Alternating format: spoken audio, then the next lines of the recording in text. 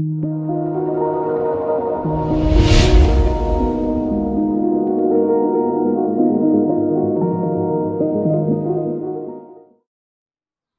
আলাইকুম viewers, welcome to open school online education platform once again.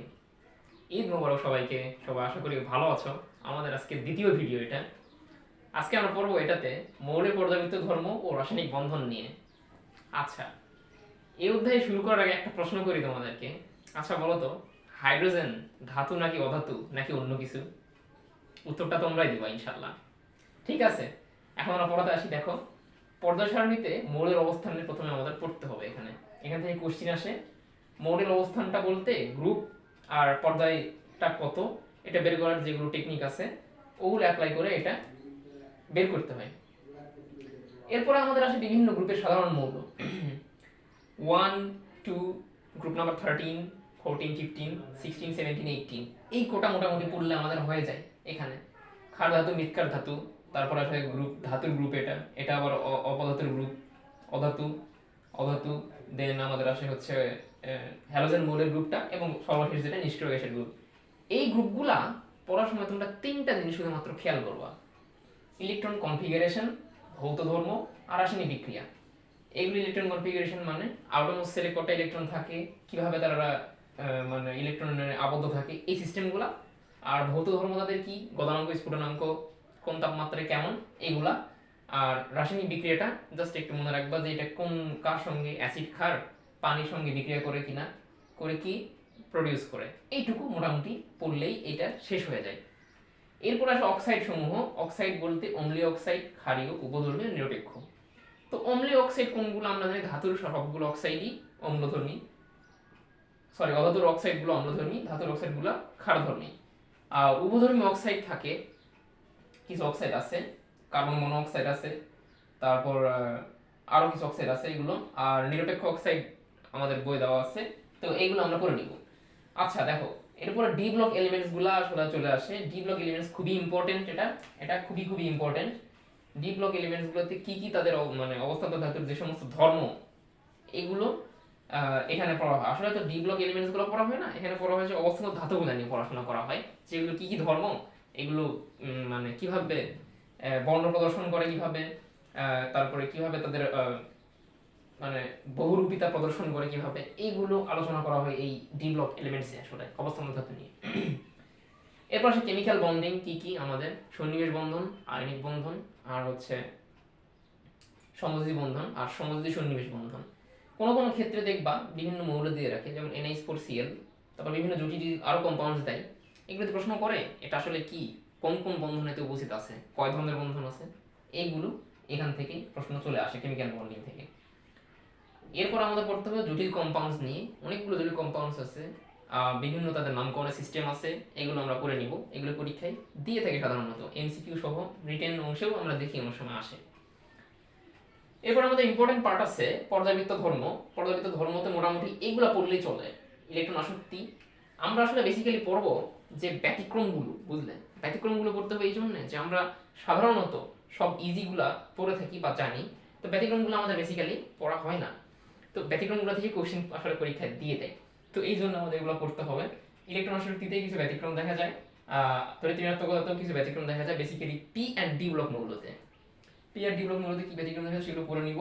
আয়নীকরণ শক্তিতেও কিছু ব্যতিক্রম আছে, যে বেরিলিয়ামের আয়নীকরণ শক্তি বোরন চেয়ে কেন বেশি, নাইট্রোজেনের আয়নীকরণ শক্তি অক্সিজেনের চেয়ে কেন বেশি, এগুলো বিভিন্ন ইলেকট্রন বিন্যাস কনফিগারেশন থেকে ব্যাখ্যা করা হয়। প্রত্যেকটার ক্ষেত্রেই ইলেকট্রন বিন্যাস কনফিগারেশন দিয়ে সবগুলো ব্যাখ্যা করা যায়, ব্যাপারটা এরকম।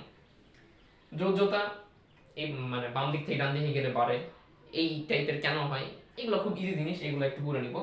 পারমাণবিক ব্যাসার্ধ বাড়ে কমে, এগুলো ইলেকট্রন কনফিগারেশনের জন্য হয়। ফাজানের নীতি আছে আমাদের। ফাজানের নীতি ব্যাপারটা তিনটা: ক্যাটায়ন অ্যানায়নের চার্জ এর সাথে তারা সমানুপাতিক, আর ক্যাটায়নের রেডিয়াস আর অ্যানায়নের রেডিয়াসের সাথে এই ফাজানের নীতির ক্ষেত্রে এটা ব্যস্তানুপাতিক। ফাজানের নীতিতে বেসিক্যালি হয় কি, যে পোলারাইজেশনটা মানে পোলার আয়নটা এখানে ঘটে, পোলার আয়ন বেশি হলে তার আয়নিক বৈশিষ্ট্য কম, সমযোজী বৈশিষ্ট্য বেশি, ফলে পানিতে দ্রবণীয়তা কম, এই টাইপের ব্যাপারগুলো চলে আসে এখানে। গলনাঙ্ক, স্ফুটনাঙ্ক কম, বর্ণযুক্ত প্রবণতা বেশি, কেন হয়, এইগুলা চলে আসে ফাজান নীতিতে, প্রশ্নটা আসে এখান থেকে। তারপরে আমাদের তাপীয় বিয়োজন ক্ষমতা দেয় থেকে এখান থেকে প্রশ্ন করে, ক্রমগুলা দিয়ে দেয়, এগুলো বেসিক্যালি পড়তে হয় এখানে। আর তারপর আসে আমাদের হাইব্রিডাইজেশন। হাইব্রিডাইজেশনে আসলে আমরা মোটামুটি এগুলো পড়বো, বেরিলিয়াম ক্লোরাইড, তারপরে বেরিলিয়াম ক্লোরাইড, এগুলো সহ নিচে যেগুলো আছে এগুলো আমরা পড়ার চেষ্টা করবো। এগুলো কোনটা কি কেন হয়, মানে এর অ্যাক্সিস কেমন কেমন হয়, কোনটা কত ডিগ্রি অ্যাঙ্গেলে থাকে, কোনটা হাইব্রিডাইজেশন কি, এগুলো মোটামুটি করতে হবে। এখানে PCl5 এর ক্ষেত্রে একটা জিনিস লক্ষ্য করবা, এটা কিন্তু প্লেন অ্যাক্সিসে কিন্তু 120 ডিগ্রি, বাট 90 ডিগ্রি অ্যাক্সিস মানে এর যেটা অ্যাক্সিস, যেটা মেইন অ্যাক্সিস, সেটা কিন্তু 90 ডিগ্রি অ্যাঙ্গেলে থাকে। এটা পরীক্ষা অনেক সময় দিয়ে দেয় প্রশ্নটা, এটা কিন্তু একটু ব্যতিক্রম।